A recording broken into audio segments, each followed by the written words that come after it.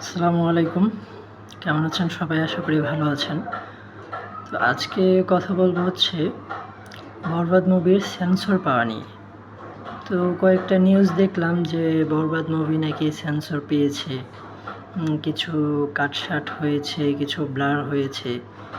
তারপর হচ্ছে sensor certificate দেওয়া হয়েছে। তো বিষয়টা হচ্ছে কি শাকিব খানের বরবাদ নিয়ে তো আসলে একটু ঝামেলা তো ছিলই, যেটা সবারই জানা। যেটা আসলে খুবই আনএক্সপেক্টেড। আসলে এটা সিনেমার ভালোর জন্য, সিনেমার অগ্রগতির জন্য এটা আসলে কি বলবো যে খুবই বেমানান। আপনি যদি সিনেমার অগ্রগতি চান, ভালো চান, উন্নতি চান, প্রসার চান, তাহলে আসলে এভাবে যদি আপনি একটা সিনেমার পেছনে লেগে থাকেন, সিনেমার ক্ষতি করতে চান, তাহলে তো আসলে সিনেমার উন্নতি করাটা সম্ভব না।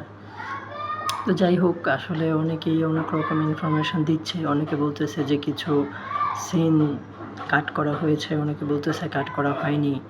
তো মিক্সডও আসলে ইনফরমেশন আছে, প্রতিক্রিয়া আছে। তো সিনেমাটা রিলিজ হলে আসলে যখন হলে দেখবে মানুষ, তখন বুঝতে পারবে যে আসলে কী হয়েছে বা কীরকম হয়েছে। তো আশা করি মুভিটা ভালো হবে, ভালো করবে, ভালো বিজনেস করবে। বাংলাদেশের সিনেমা ইন্ডাস্ট্রি আরও এগিয়ে যাবে। সিনেমা ইন্ডাস্ট্রি সারভাইভ করার জন্য এরকম ভালো ভালো কিছু আপডেটেড মুভি দরকার। ব্যাকডেটেড হয়ে আর কত? আপডেট তো করতে হবে।